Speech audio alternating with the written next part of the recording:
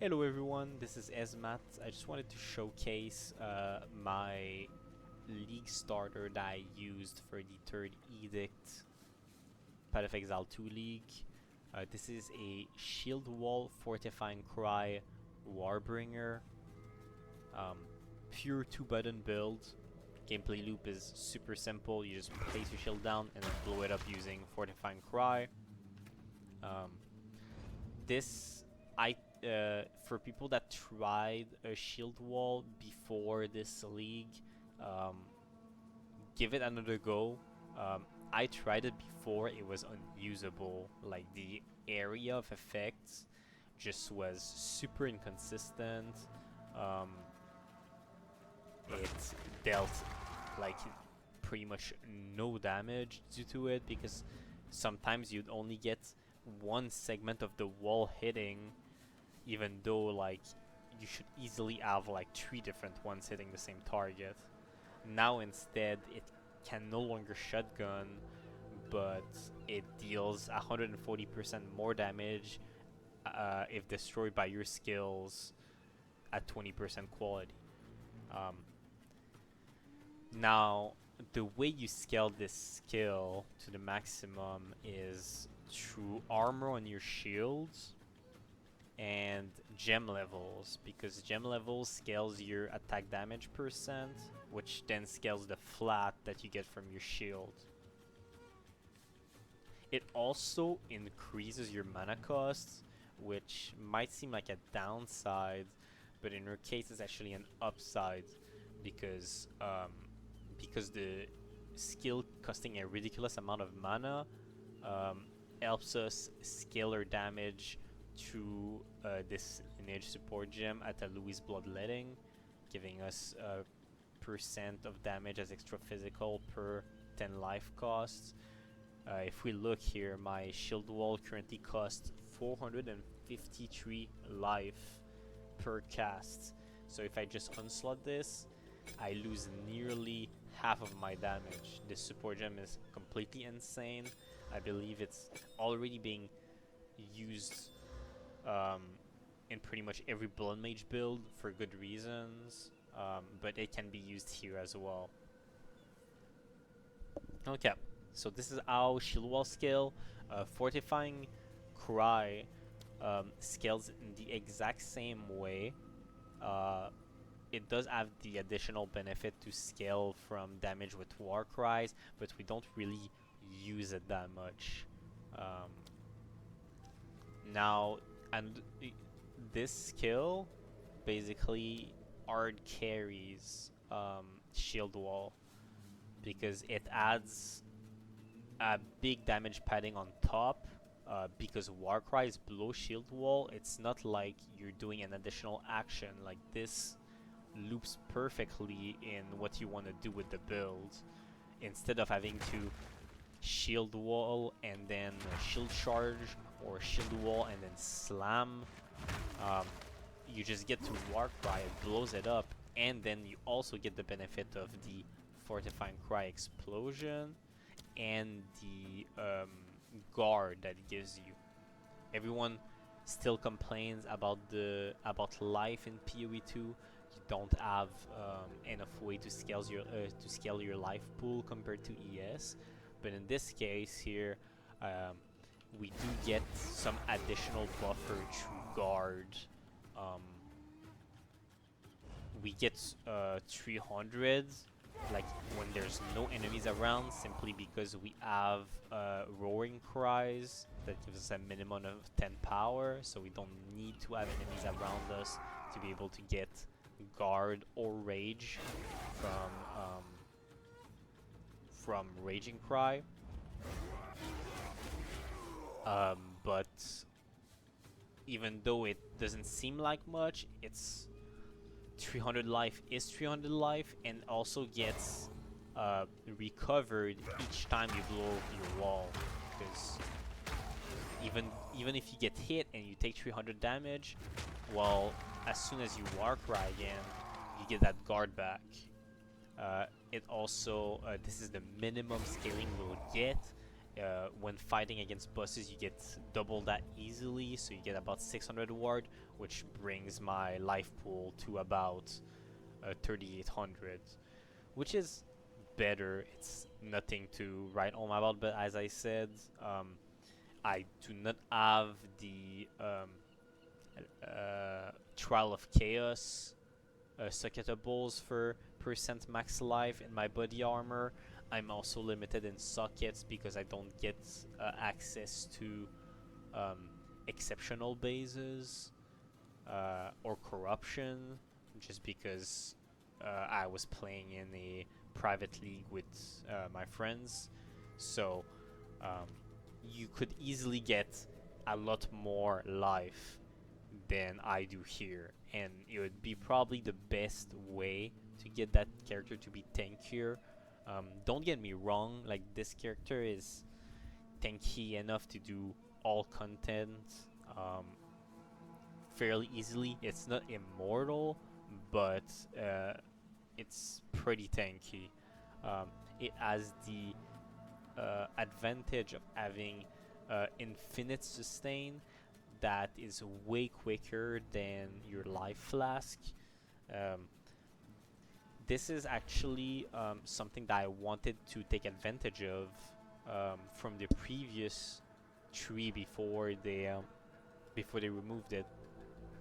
This node used to be recover 10% of max life when you Warcry. Now it's 2% of max life and mana.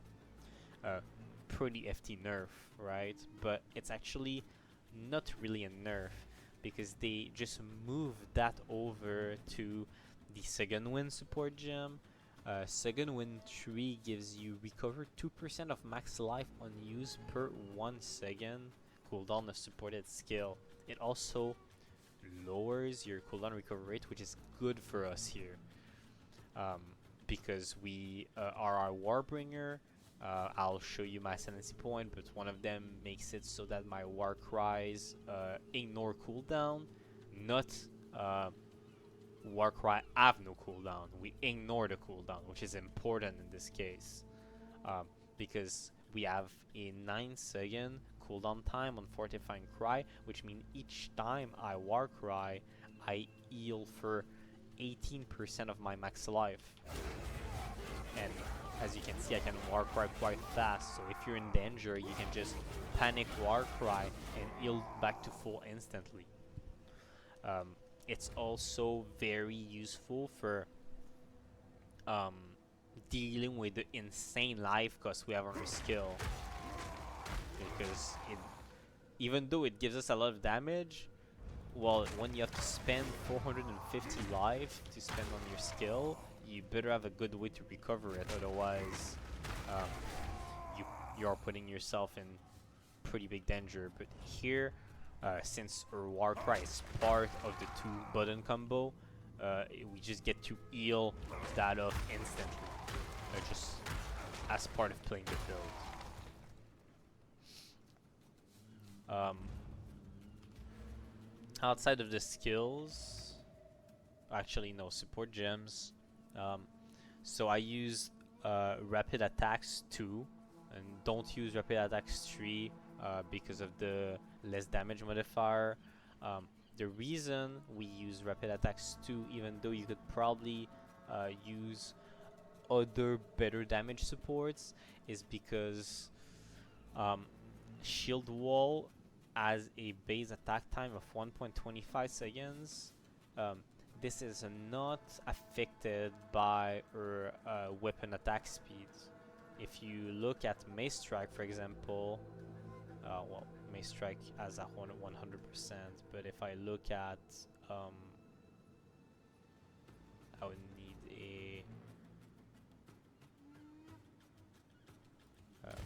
a skill that has a attack speed modifier on it. So if I go here, Armor Breaker, attack speed 80% of base, which would mean it would look at my weapon local attack speed 1.72, and it would be 80% of that, and then times my increased attack speed that is global.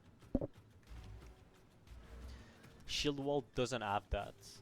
It has a fixed attack time of 1.25 seconds that only gets affected by global increases to attack speed or skill speed as well. This makes it very important to get global attack speed just for the skill to just feel smooth to play. It's not the best damage multiplier we can have, but you'll regret it if you go for something else that gives you damage, or even worse, something that gives you damage and then lowers your attack speeds, like heavy swing. Do not go heavy swing. I know it's tempting, 35% more is great, but you'll hate yourself while mapping if you do this. Like my tree is nearly all attack speed. Look, it's still pretty slow to use in maps while moving pack to pack. So don't replace this. I really recommend you use the rapid attacks support gem here. Then we use brutality 3. It's the same as brutality 2 for us pretty much. Every enemy is gonna be armor broken instantly, so unless they have % physical damage reduction, the additional bonus here doesn't really do anything for us, but hey, it's free, so we just take it. Close combat, just a good attack damage multiplier, and then we use impale. Impale is just a 30% more damage as long as you have another skill that procs it. For us, Fortifying Cry just procs it for us in the same attack. So Impale is a great support gem here. The reason why we use Impale on the shield wall instead of the Fortifying Cry is because the shield wall has a bigger hit, and Fortifying Cry hits more often, which means that we're more certain that the Impale are going to be consumed as we inflict them. So, and then on our Fortifying Cry we have Heavy Swing. This is an easy choice. As you can see, it does scalar damage even though it's like a war cry, but it's not an attack that uses attack speed. It uses war cry speed, which means that we can effectively ignore the downside, so it's just a great multiplier. We use Raging Cry to generate rage for free. It's just much quicker to generate rage that way than specking in our tree for rage on melee hit. This takes forever to stack to any significant amount. This is near instant with our build. Bleeds 4. The reason you use this instead of like using close combat or other more damage multiplier you could potentially use on Fortifying Cry is because it also gives us free bleed on a shield wall. It makes it so that this skill can't inflict bleed, but it causes an incision, and then incision gives us a chance to bleed on shield wall. Even though we have no bleed scaling whatsoever, it's still like a pretty decent amount of extra damage, and then once they start bleeding, then we get a 30% more multiplier on our Fortifying Cry. Then we have Second Wind 3. The order here doesn't matter, but make sure that no matter what, you use Second Wind 3 as early as possible once you get the Ignore Warcry cooldown node from your Ascendancy. This is like life changer. Like as soon as I got this setup, like I never had to press my life flask. In fact, right now I'm using a life flask that doesn't heal me very much. It just enables me to keep my rage up because I don't need it. If I need to heal, I'm just gonna start spamming Warcry. Then for movement, you can use a shield charge and all that. I use it um, when I have to backtrack and all that, but sadly shield charge gets stopped as soon as there's a monster in the way. So I just don't feel like it really quickens your um, maps that much. It just feels annoying to use. So I also tried Leap Slam. Um, Leap Slam is also very slow. It's useful to have if you have to go over ledges and those kind of things, but uh, it's not PoE 1 where you can just spam your movement skill throughout the maps, at least not with Warrior, I feel. Um, so usually I would just scale movement speed in my tree. Momentum is basically um, 8% movement speed because of our penalty work with pure strength, shield, and body armor. And then we get light on your feet. We also get gem enthusiast for another 5%, and then you obviously get as much as you can on your boots. You can easily get in trade. You can easily get some of those sucketables that gives you even more move speed, which would make um, the boots have much more movement speed and make the build play a lot smoother. Um, so the tree is basically us just patting for every wheel of attack speed that we can, um, while also getting the highest value increased damage that are on the way. You don't want to go out of your way because um, attack speed is what you want to get the most of. Um, so you want to make sure that you have points to pat from the one attack speed wheel to the next. Like, let me tell you, like, you need that because, like, I basically all my skill tree is just like trying to grab attack speed, and as you can see, yeah, sure, it's quick enough for it to feel smooth, but it's not um, lightning arrow deadeye or anything like that. Like it's a you can tell it's a warrior skill. So just make sure you get as much attack speed as you can. Um, then we also stack as much armor applies to elemental as possible. We have around, including gear, we have around like 250%, which makes a huge difference. I know some people were worried about this because it was before resistances, but I guess you can't really tell how impactful it's going to be before getting the numbers. And once I saw just how much you could get on each item slot, on top of how much you could get for free in your tree, like, this is great. Like, this is so much. Like, just here in Idoubt, I have 25,000 armor against Elemental, and this is without Scavenge Plating that would be up 100% of the time during mapping. We do get Blood Magic, even though we run Atalui, because you're limited to a single one of those, and you don't want to waste a support gem on your Fortifying Cry, we just take it. Our mana is useless anyways in this game, so you just want to convert all of it to life. Then we just get high value armor nodes. I did get some regen here. I was thinking about getting more, but it didn't feel needed. I was kind of worried at first about like the degens, but most of the degens will kill you.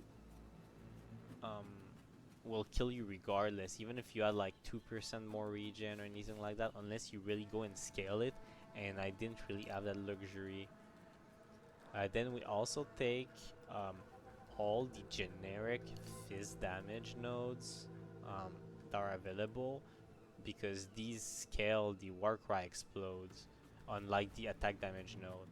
The reason why I take this wheel, even though technically it's not the most point efficient damage nodes, it's just because it's right on my path, and that's quite a bit of it. I don't want to travel for damage, I want to travel for attack speed. So I'll just grab the node that gives me damage on the way in order to get my increased damage. Now, on my tree here, I'm running a Undying Hate Timeless Jewel. Um, it's not really something I farmed for. I just kind of got it and then noticed that it was giving me Petrified Blood, so I don't see why I wouldn't just slot in my tree and use it. So I put that in, and then I was lucky enough to get a From Nothing Jewel with Avatar Fire, which enables me to get heavy armor and Roaring Cries pretty much for free. You could also get this here. It's for 1 point, it's pretty good, but I didn't feel like I needed it. Now, the good part about this one specifically is that if you went the fire damage variant instead of going the pure fizz like I did, you could get Overheating Blow here, which is a great node. Like, this is insane scaling, especially since most of the time during bossing, which are the targets you want the additional damage for, you'll stun them right away and then probably finish them off by the time they're no longer stunned.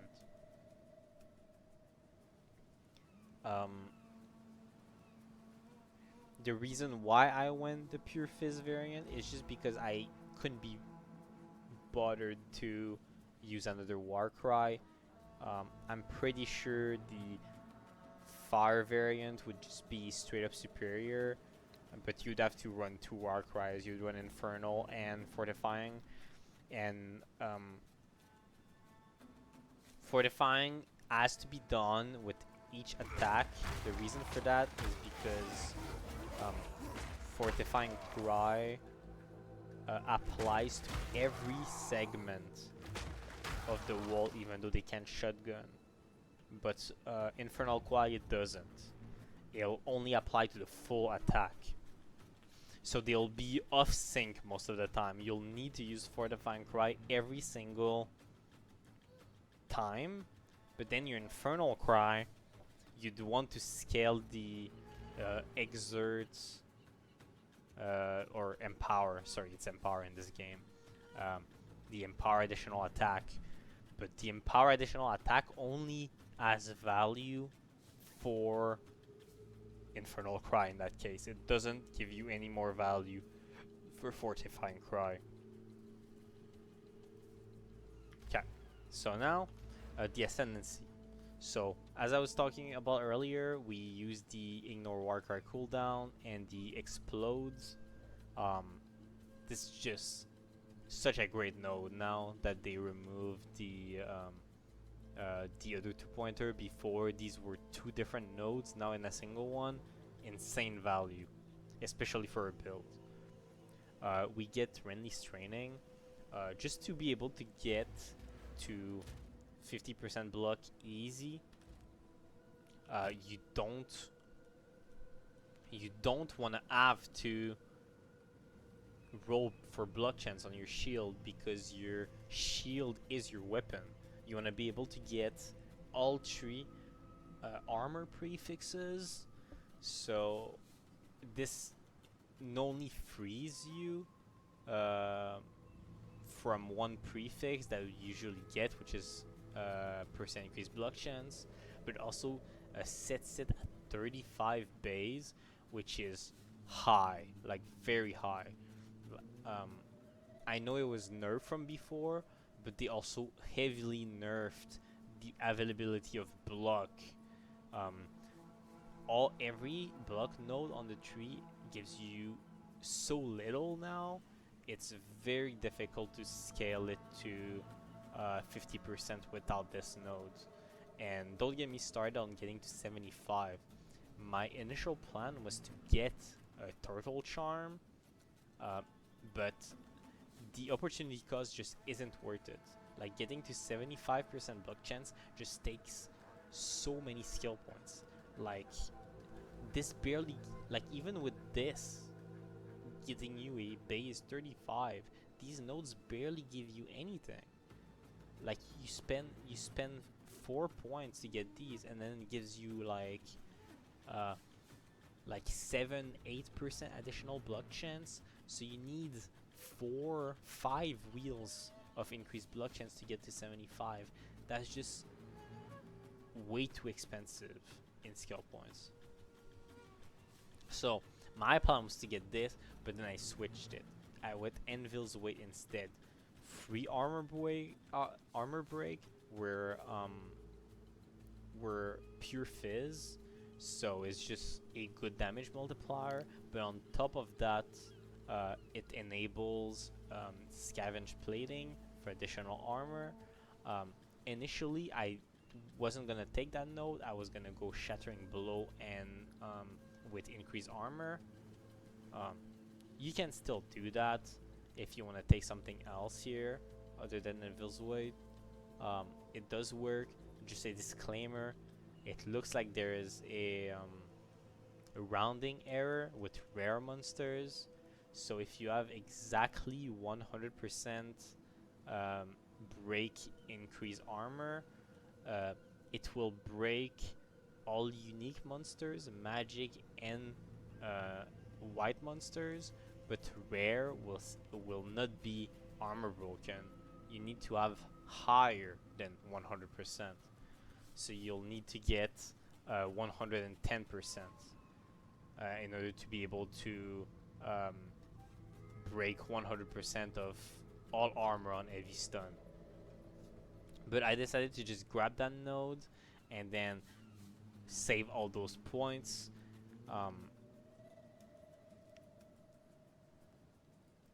And then other than that, I grabbed a Jade Heritage.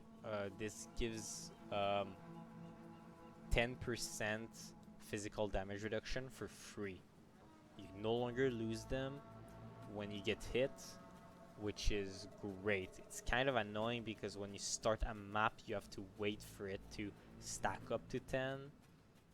But other than that, like, physical damage reduction is good with your armor. It's insane for Abyss because Abyss has so many fizz degens that cannot be mitigated by anything else. Some of them even disable your life recovery, so you can't use regen to offset it. So like, physical damage reduction is insane. 10% is great. I've got 7% on my shield here as well. The more the better. So this is your ascendancy, the gems, a little bit of the tree overview. Now let's go over the items. This is a build that I use in a private league with my friends. Now it's in the softcore trade league, but it's just because we transferred our characters over because we stopped extending the private league. This character was completed in a private league with 3 people, pretty much all self-crafted, so self-found. So if we go over some of the items, let's start with the more basic stuff. So for belt, life and res, honestly, you don't really need anything else. Armor would be the best, but I had a hard time getting the right resistances. Like, for instance, here I would have a belt that would be a great upgrade, but I would no longer be chaos res capped, so I decided against it. For boots, movement speed, most important. Like if you have to choose between life and movement speed, you always go movement speed. Um, like this is a mandatory mode.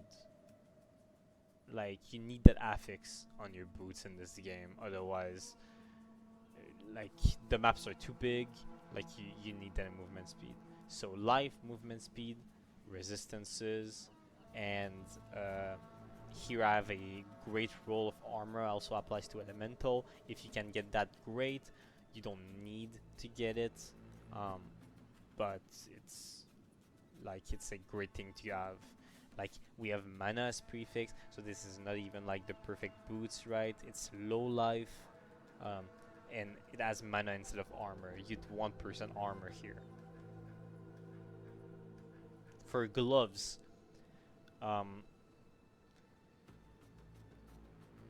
these gloves were kind of annoying to get in SSF. I'm pretty sure in trade it'd be pretty easy. The accuracy is okay. I actually don't really have accuracy anywhere else, so it does help a bit. The fire damage is irrelevant. The only thing I wanted was life plus 2 to melee skills, and then resistances. The cold and chaos resistance, this is a desecrate modifier specific to one of the three. So Amanamu, Ulaman, and Kurgle, they each have one modifier that's a hybrid of one resistance and chaos resists. So I was looking for cold, so I got really lucky here. But it could be whatever you need in order to cap out your resistances. Rings. So, life resistances. If you get flat damage, obviously you'd want flat physical, because here we're using brutality. You'd be okay with fire damage as well if you're using the fire variant of the build. But like my rings are probably my weakest item on this build. I was having a really hard time getting good rings. Rarity is always nice to have, but it's not really important. Body armor, like this is where you want to get like your armor, so that your armor applies to elemental also is a good factor on top of your physicification. Make sure that you don't cheap out on your body armor. Get high life, high armor, and then res if you need them, or armor applies to elemental. I've got regen here. It's a high tier regen. It's pretty useful. Other than that, pretty much every other mod is worthless. You could run the what is it called? The ornate plate instead, and scale your regen further. Like that would be a good alternative. I think it might be better than this, to be honest, but I just since I'm not in trade, I just took whatever I got. Helmet, life, armor, resistances, armor applies to elemental. Same thing here. Amulet, +3 to all melee skills, and max life. We've got some res. Every single other modifier is useless. I basically got super lucky with the recombinator on this amulet. I got the life and the +3 to melee skill. It was like 8% chance, and then I just kind of put a bone on to get the hybrid res, and then exalted the rest, and then I obviously didn't get anything useful. Like spell damage and maximum energy shield are completely worthless. 30 dex is nice. It enabled me to change some points in the tree for strength, which gave me life, so you don't complain about 30 dex. Shield.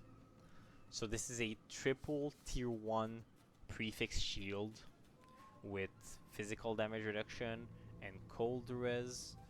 It's not perfect. I don't care about the stun threshold. I could get another mod. It's also not divined that perfectly either.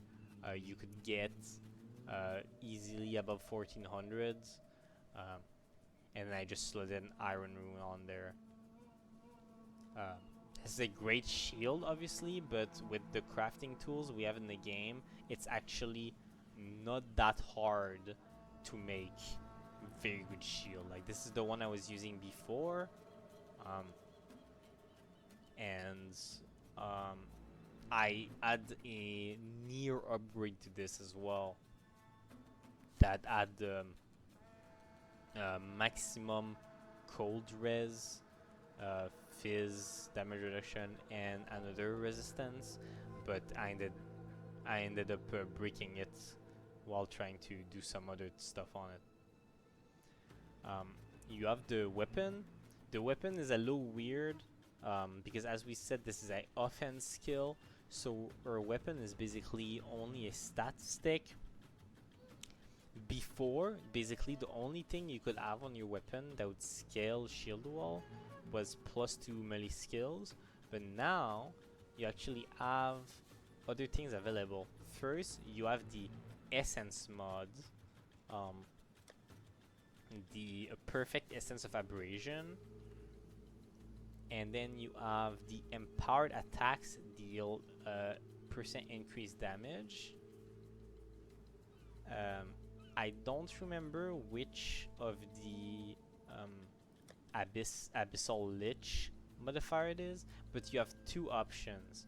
You have this one, or you have the fully armor broken enemies.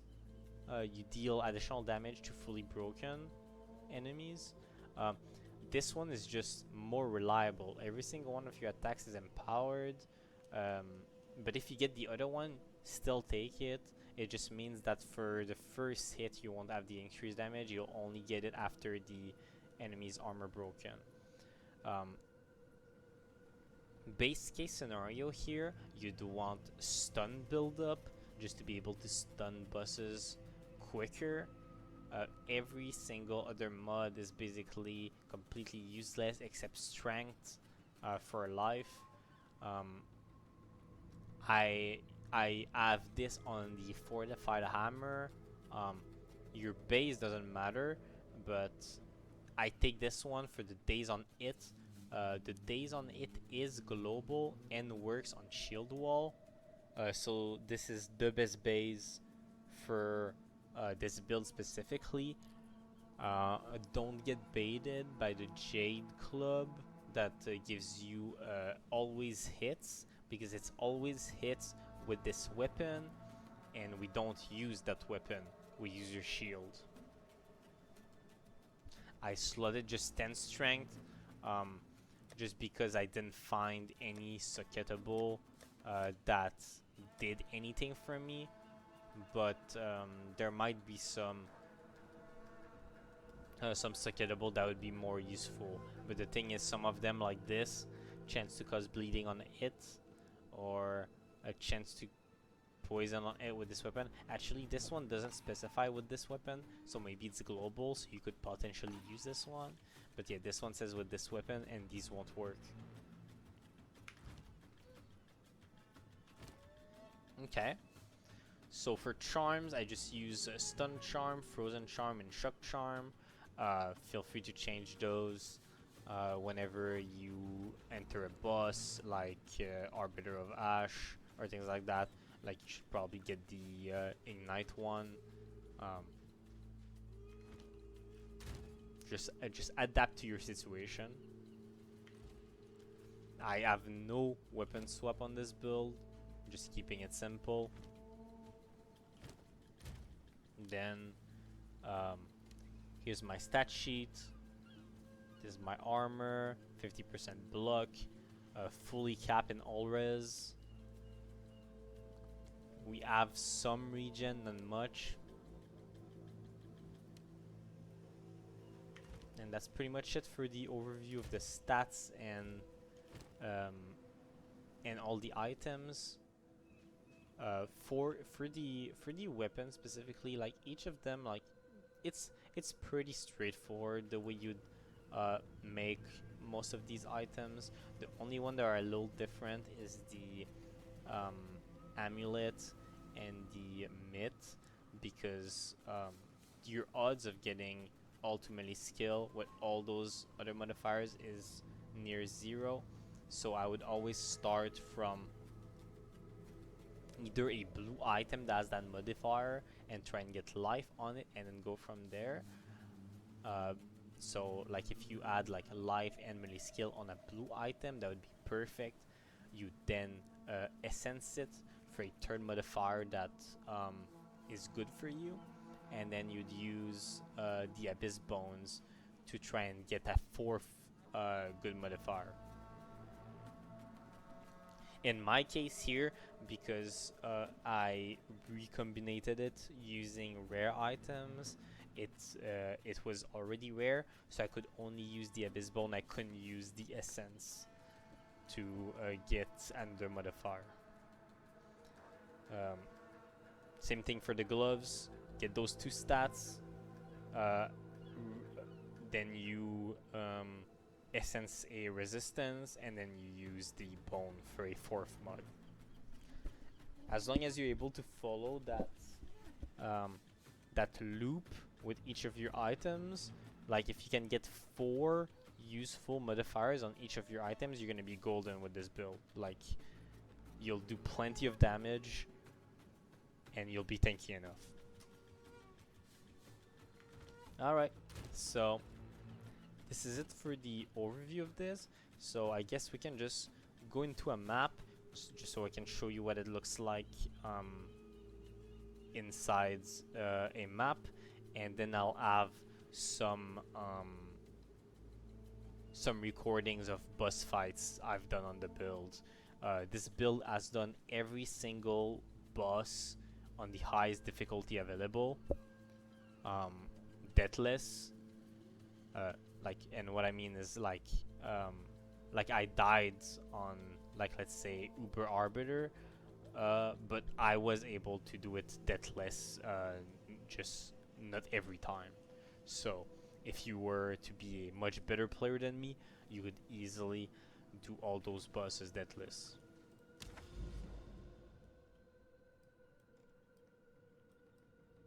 Alright, so let's try and find a map that has some juice in it. This is good. So this is the map we're going to be running.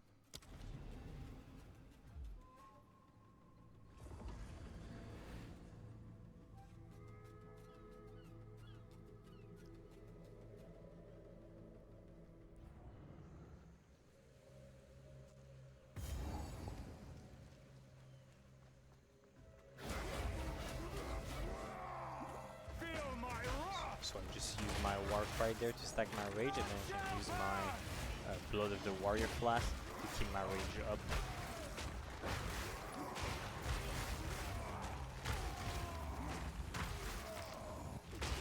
So you'll see during mapping, the build is not particularly fast. Like it's limited by the speed of movement. Like every single monster dies in one hit, but the problem is we don't really we're not able to attack while moving, and we don't have access to like tailwind, or even we don't even have access to the essence for onslaught, because it's grants onslaught on kill with this weapon, which is local to the weapon, which means we don't get to use it because it's for shield during the killing blow. As you can see there, some legions can be deadly, but you just have to not panic and just start war crying, and you'll stay alive.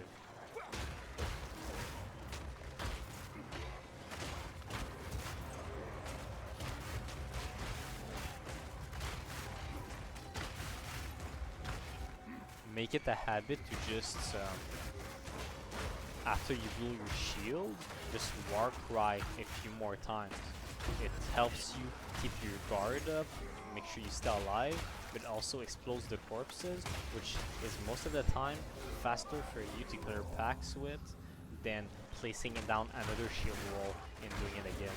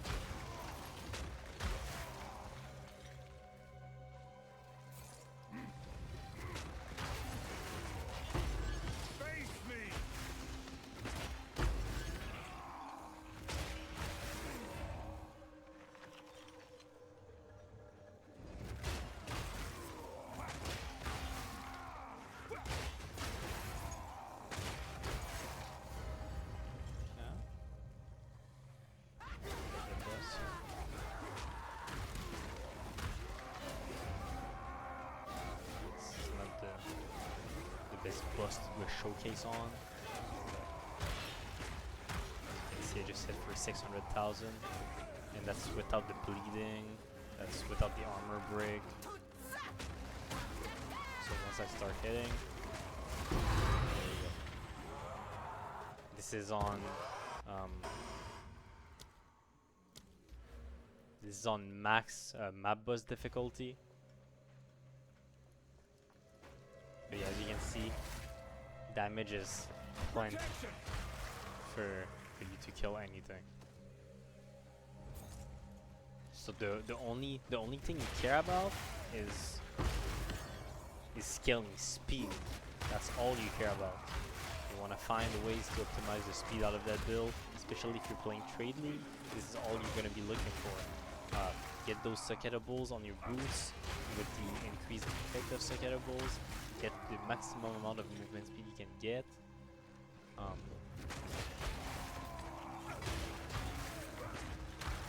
Then, compared to this build, another thing you can get is the corruption for +1 here. Get a +5 weapon instead of +4. And then you do even more damage than this build does. And frankly, the damage is already overkill. Like it can pretty much kill Uber Arbiter before it even like does well. You can't really kill him before he phases out into phase 2, but you'll get him to like 0 HP before he goes into phase 2, and you can just kill him in one hit after he finishes the animation.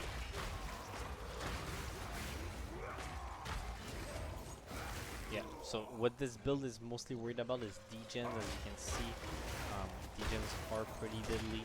We don't have much regen on the build, but it just means you have to stay aware and be ready to just spam your Warcry.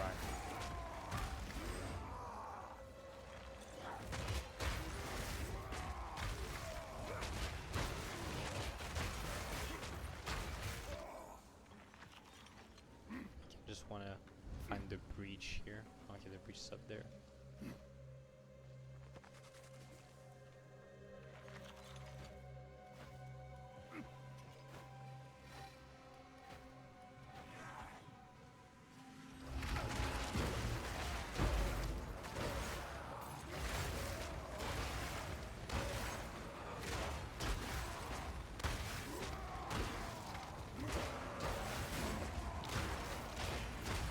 Breach is with max 3, so we have 8 points into it, and I have the node for monsters deal 20% increased damage.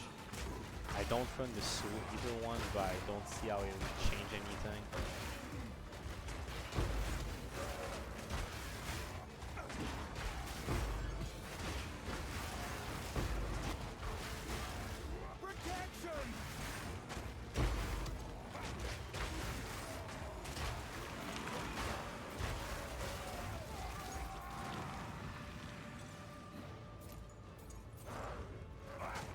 realized I had the Delirium mirror on it, and I didn't take it at the beginning of the map, but it's fine. These kind of things only happen when you start recording, so. Yeah, so this is what the mapping looks like. It's definitely not the quickest, but it's simple. It's fairly tanky, and it's super easy to play, which is what I like about it. ARPGs are, in my personal opinion, not meant to be played with 7 button builds. Like if you want to grind maps, you want your build to be able to be played with just muscle memory. So this is what I like about this build. 2 button builds is plenty for you to get additional boons from like an additional spell, but just enough that it doesn't become like, oh okay, before every pack I have to do this in this exact order. Simple, phase shield down, you blow it up. So these are all the explanation. If you have any question about the build, feel free to just leave a comment. I'll try and respond to them as soon as I can. And otherwise, I'll be right after this, I'll be showing off some boss skills so you can see what the damage looks like with the bosses at the highest difficulty. Thanks so much for watching, and see you next time. We that dreamed, we nightmare, we that are one. Fate lies truth. Shield, wisdom, and action.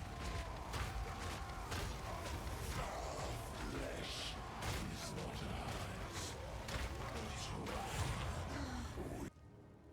once a battlefield, so it shall be again.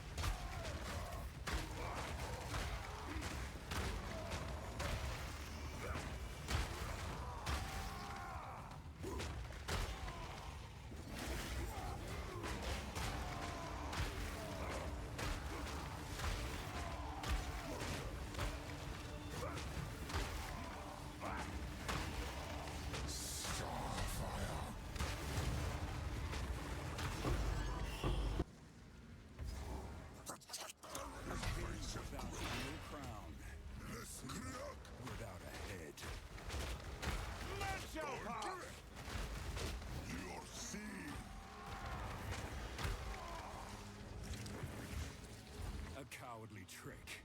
It won't save you.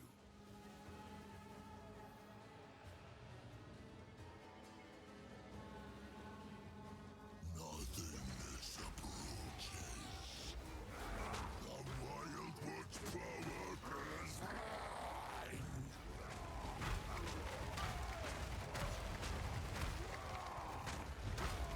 Omega awaits. Slow run. The end of the enemy is nigh.